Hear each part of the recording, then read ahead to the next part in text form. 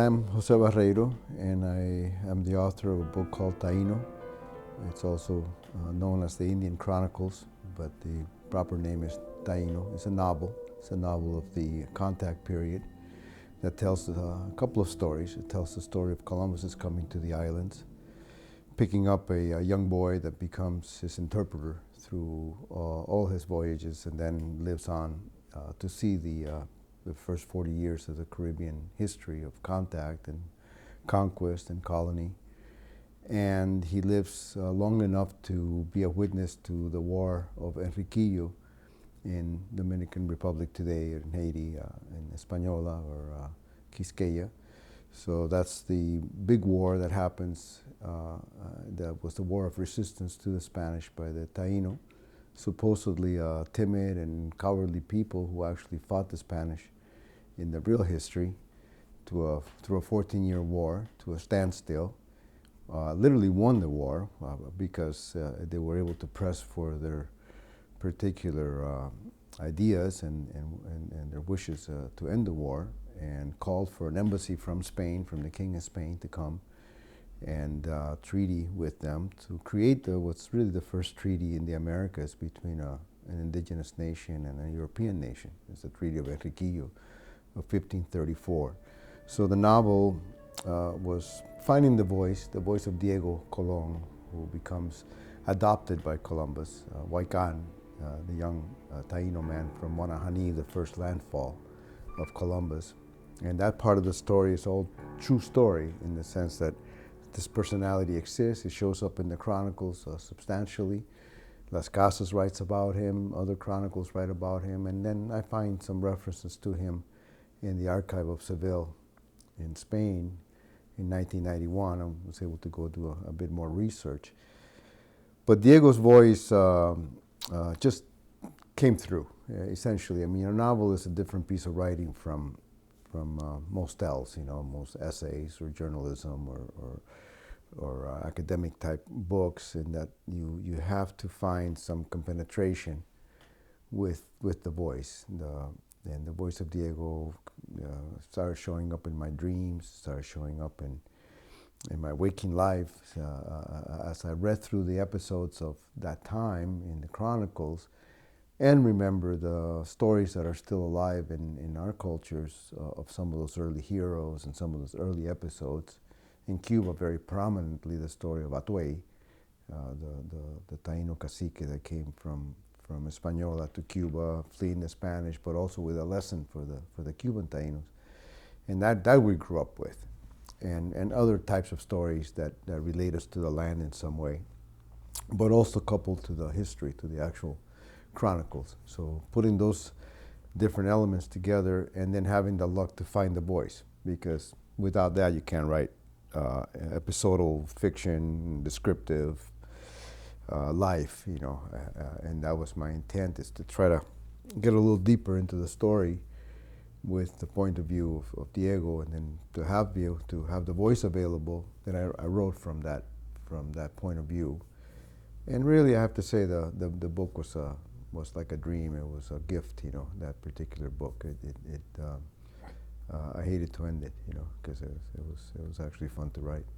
I think it's what one carries inside oneself that is the primary sense of giving you a sense of approach to material, because ultimately if you don't have confidence that you really are part of the ownership of that material, of a sense of this belongs to me, not in the sense of it being proprietorily yours, but in the sense that you take care of it because it does belong to you. You want to take good care of it. You want to be truthful to it. You want to bring to it a sense of truth about it.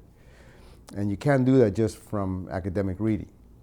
That comes from having walked the land. I mean, for me as a young boy, the memory is one of feeling very close to the geography of my childhood, to the land.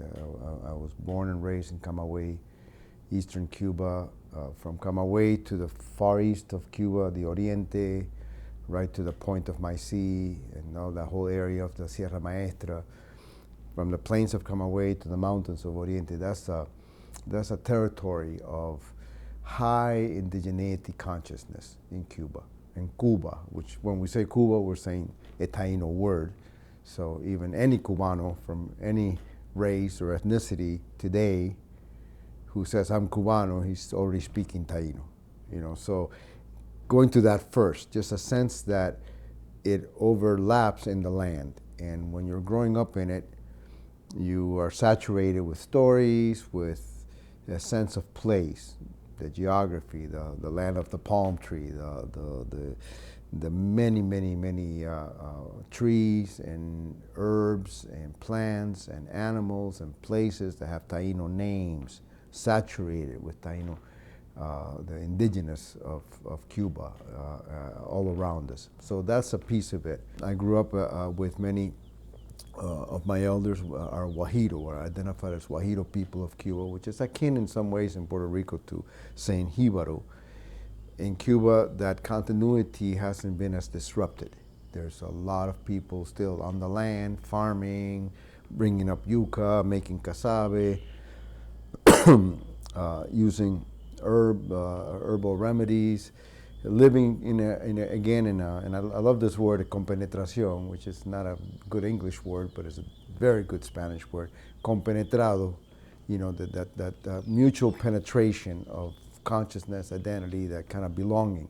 So I grew up with a bunch of that. I grew up with a sense of my own, my aunts and my uncles talking very much like it was an episode of their own history, the story of Atuey, who was burned by the Spanish not far from where I grew up. So that whole story saturates that region, and every young person hears it and drinks it.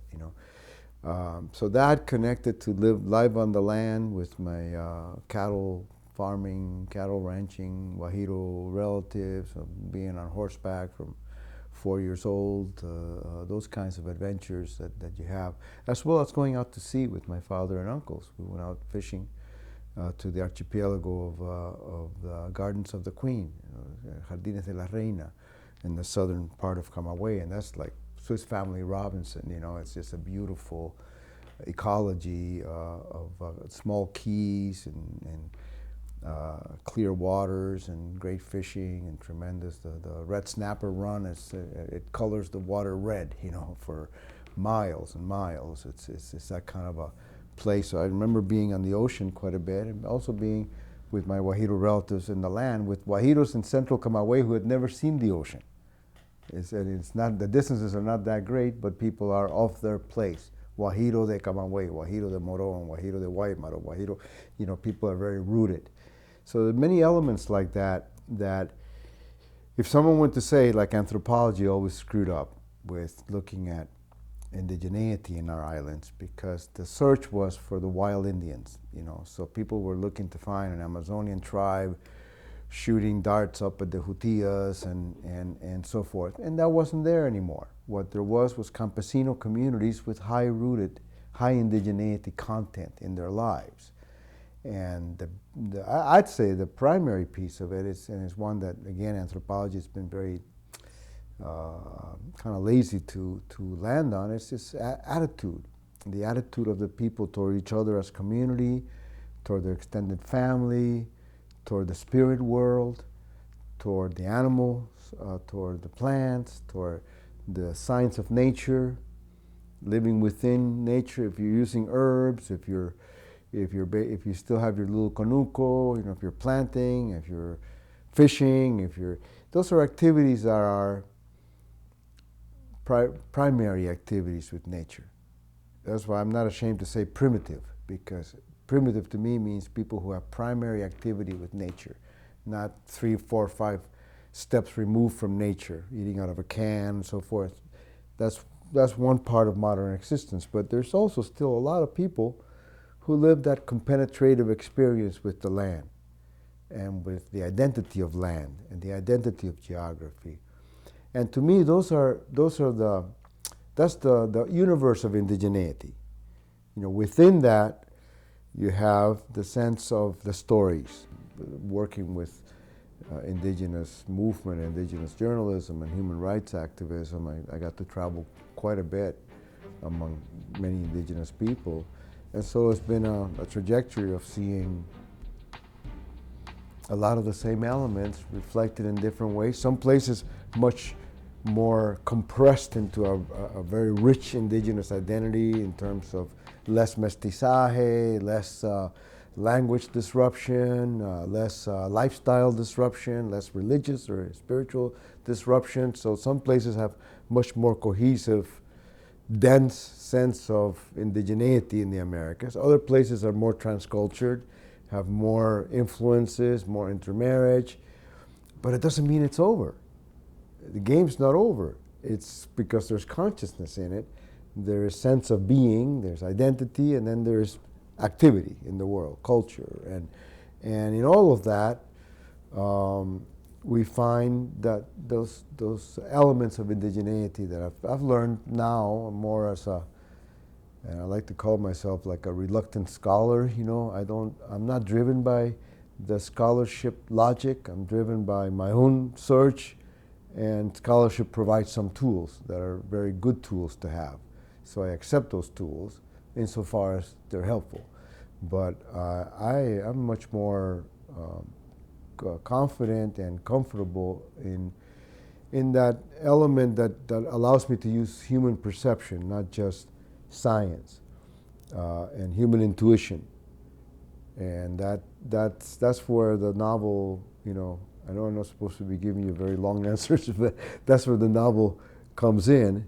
That's where the novel comes in, because it allows those elements as well. You want to work with good factual documentary basis. You don't want to make up stuff that's outside of the real truth of a pattern of facts in history. You know, you want to be true to what you're learning, not just make it up in that sense, in terms of historical fiction or creating that kind of a work.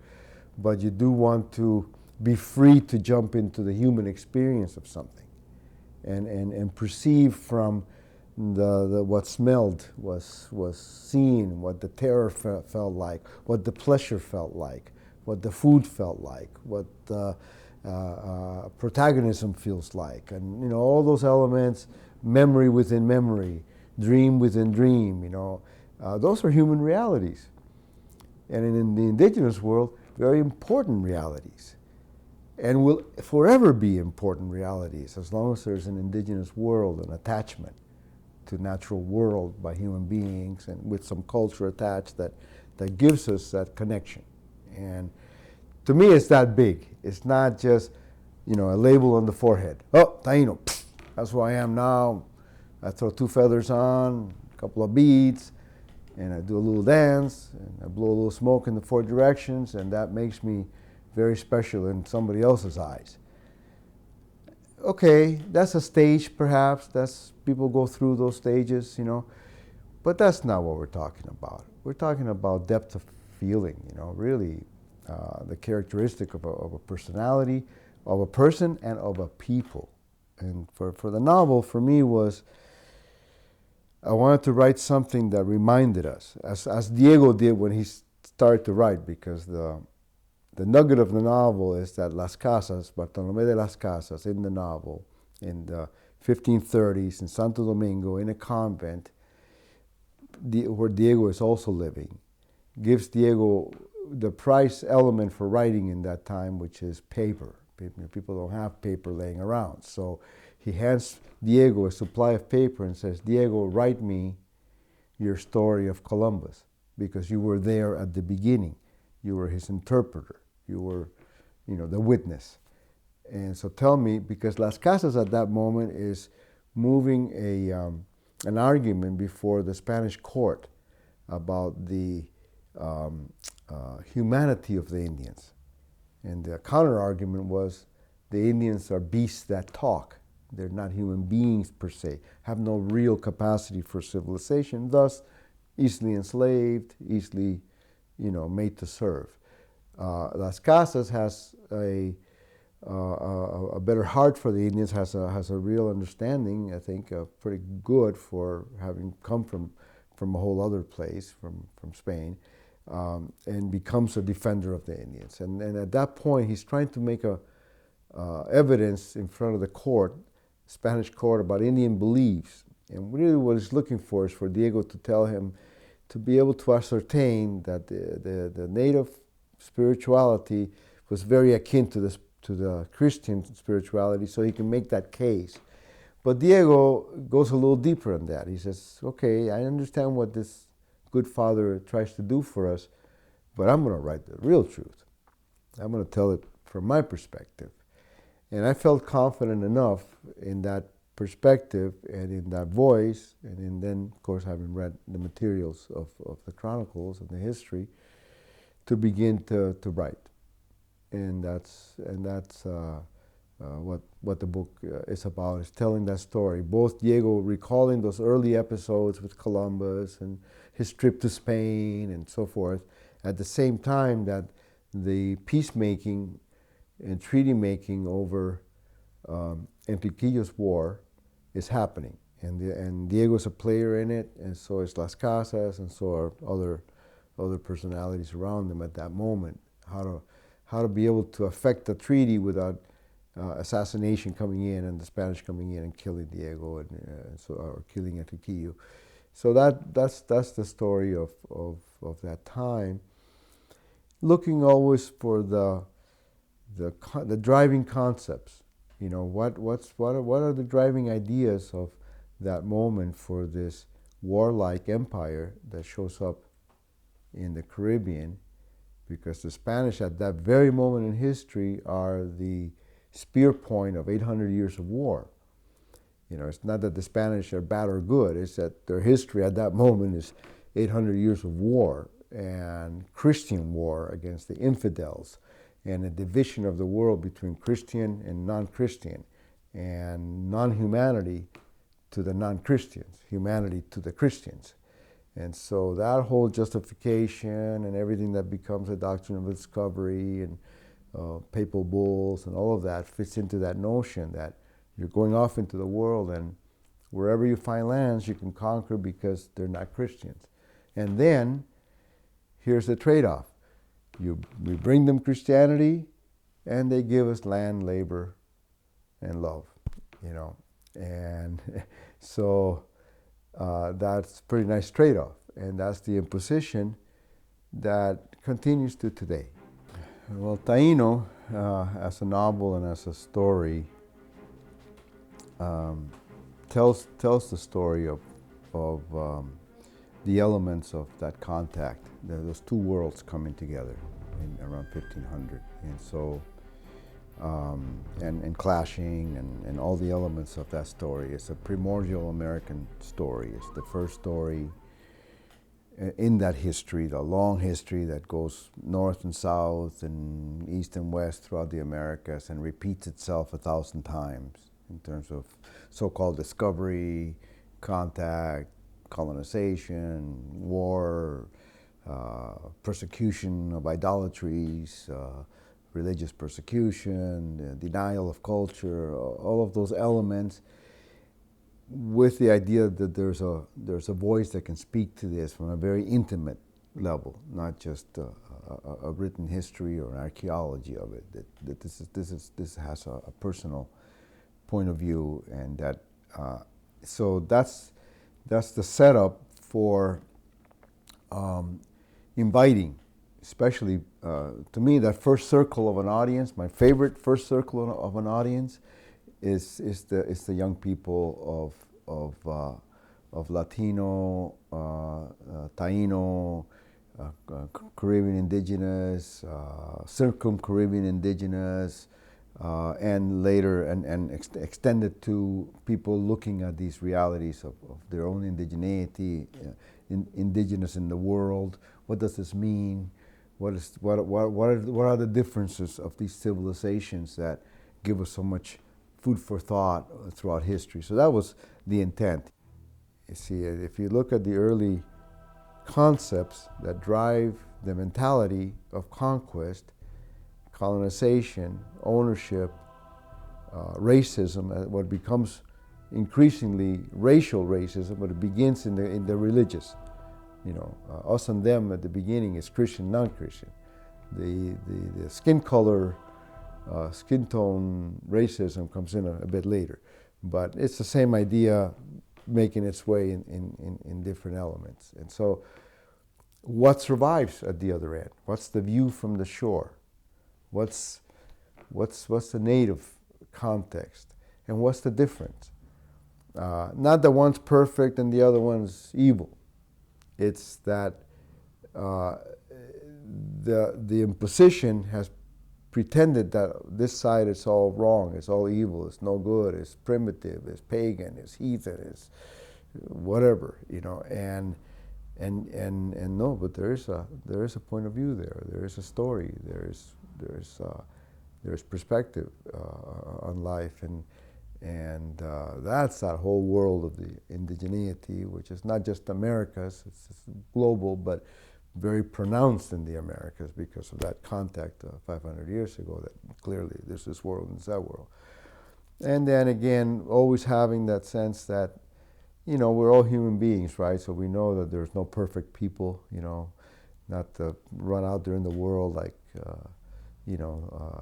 again, it's just a question of good and evil. It's a question of memory, And if we have that memory, we go for it. So, the Taino, what becomes Taino, I think, is that, and what I noticed by the late 70s, especially, in Cuba a little bit before that, but in terms of the overall Caribbean context, that many people were carrying some kind of anxiety about this, some kind of question, having picked up some piece of this indigeneity in their own lives, and began to question and come together and ask that question. And then you have an indigenous world movement surfacing, and you have a lot of Caribbean people in the diasporas having met Indians, having come up against this other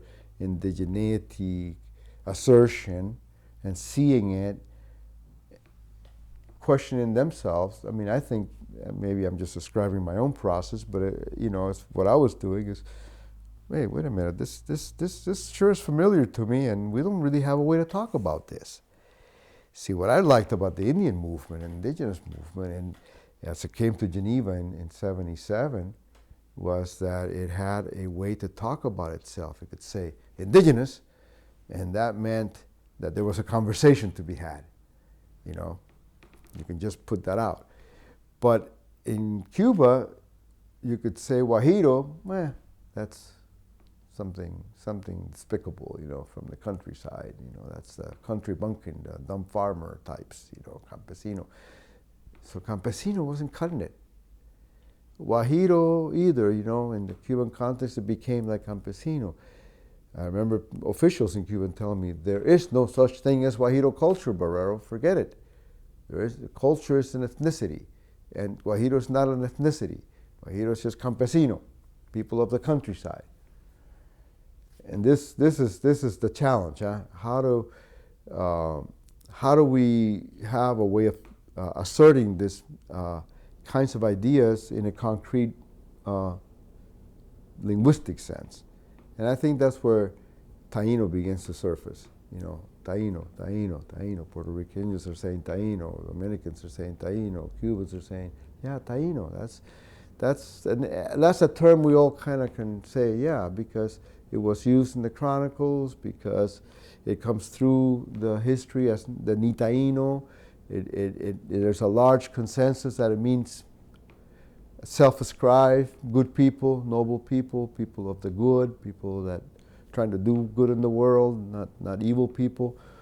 And so that began to resurface. I think it's over the last 30, 40 years that takes a hold. And I'm all for it. I mean, many people say, oh, it's reinvention and wannabes and, all this kinds of criticism. But no, it's a concrete thing happening. It's its own process. And in our world, it's going to have to be that way because we are a transcultured world. The islands are not these huge spaces where one people ends and the other one begins. The islands are interwoven. Our cultures are interwoven. But that doesn't mean it's just a mishmash that can be understood. These are like just layers. Our cultures are layered, you know, and you know, we all have African, and we all have Hispano, and we all have Taino in some way. Whether some have more ethnicity, some have more blood, some have more way of life, but that's what we have to be very open to these things and not just create a certain Taino look, you know, and that's it. I mean, that's fine for certain kinds of activities, but it's about more than that. It's deep. It's very deep. You know, it's not easily thrown off. And it's growing because it is deep. Because it's not just being made up by a couple of high school Puerto Rican students in Queens. You know, it's not that. It's not that. But those high school Puerto Rican students in Queens are listening up to what this might mean. And I think it's a unifying force. It's not a division force. It's a unifying force. If we look at it, you know, in that broad context and be very open-minded about it, you know, because it can be farcical too. What we're doing has its pitfalls, and people are taking steps in this direction and that direction, and sometimes it's silly, and sometimes, you know, and it can even be dangerous in terms of this whole question of following some charismatic leader over the cliff, you know. So it's not about that. It's not about following some leader over the cliff. It's about, you know, staying with the reality. And I think if we do that, it stimulates our young people to know their past better. Because, boy, if you're looking at Taino history, then you're looking at a lot of history, you know, to get back to looking at the early stuff. And then if you're looking at the arts and the motifs and all of that. But all of that is about connection with place. It's about connection. It's about, you know, are we a people, you know, or just a mishmash, you know, of identities thrown together. And that, to me, it's right in line with the whole quest for authenticity in life, for people wanting to as human beings, come to some terms with connection or separation, which is it going to be. I've had different kinds of readers who are looking for the colonial discourse, the anti-colonialist discourse, you know, some of the academic kind of terminologies and analysis I could put on literature and the kind of messaging that the book has. So it's wide because it's one of those universal stories. The story of contact in 1492, those first few decades especially, what patterns get set, what personalities there are, is very complex, but it creates the modern world. It's precisely that confluence of Europe with the Americas that creates the modern world. Everything comes out of that, good, bad, and ugly. It comes out of the energies of the Americas and the energies of Europe at that moment, and mercantile economy, wreaking havoc on reciprocal economies. Yes, that's the difference. In the Americas, you have a lot of reciprocity principle built into all kinds of things, from connection with the spiritual world, the natural world spirituality, to among people, within family, moieties of clans, individual dualities that need to be reconciled all the time. The Indigenous had a high level of community principle, and Europeans were moving on a very headstrong, mercantile, aggressive, but definitely ambitious movement in the world, that came from a certain kind of permission to change the world. That indigenous people had more of a idea of a cyclical understanding of the world. The Europeans were coming at it from permission to change the world. You know, you can change a valley, you can knock down the mountain, you can deviate the river, you can do whatever you want. You know, that's there. There was some of that in the Americas too, but it wasn't as pronounced. You know, just like there was warfare in the Americas, but the Europeans were the best at it. All the war technologies, they were really good at it. In the Americas, it was the food technologies. The agriculture was really developed. That's why 60% of the world's foods today are American Indian derived foods. So that was the contribution. It was a civilization really paid a lot of spiritual attention to place, the life in the plant world, the life of animals, to connect the spiritual connection. There was a lot of rules and regulations and so forth around how to live in that context. The Europeans had broken out of that mold, and that's the whole prime thing of Western civilization and individualism and so forth and so on. And for a time in history, that was very dominant.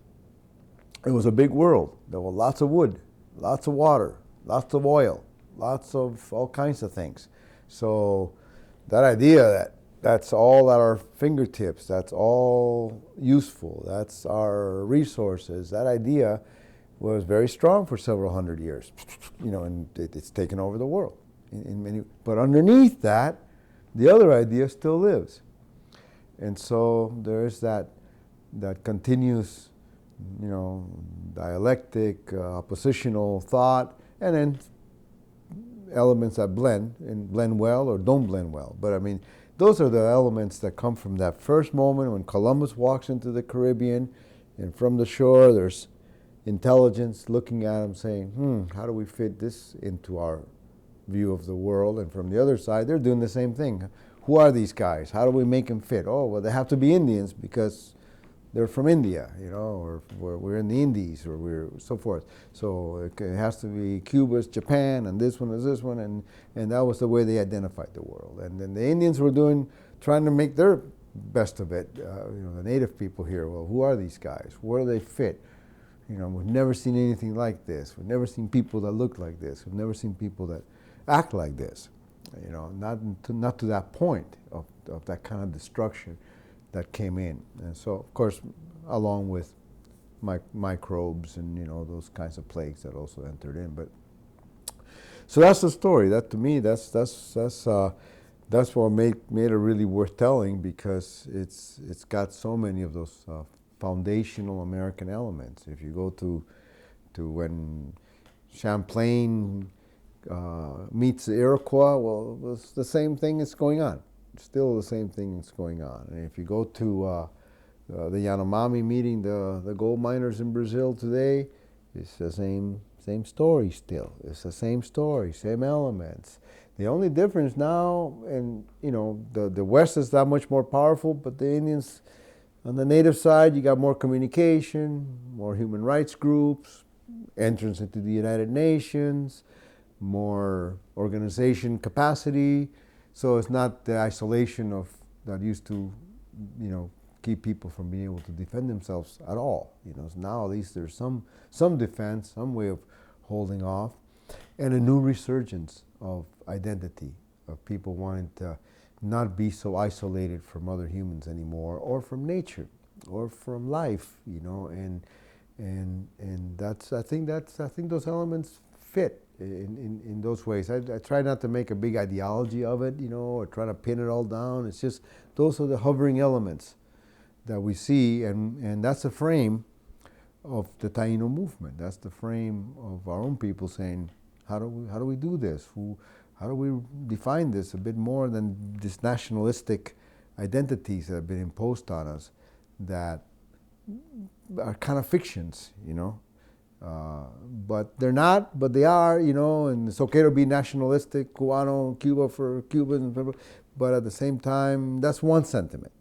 And what's underneath all that? What are the other areas, of life that can help define the human life, So what I was trying to do was force open that discussion and create a moment where these words of this Taino man from 1532, born before Columbus, getting to know Spain, getting to know the other world, coming back, being dislodged as a young man from his own people, and in some ways that was part of my personal compenetration again with this character, is that I understood that experience of being dislodged from one's own place in the world and off into the world, and yet not wanting to lose your memory. 'cause that's the important thing for me personally, and I like to advise it to my own children. It's just that personal memory. It's like it's everything. You got to have your own devices of memory, and don't let your sense of the world get obscured. Because there's too much in the world that's confusing, and so for me that was a big a big guiding element in my life was keep my memory, remember what they said, remember the expressions that they had, and so I kept myself open.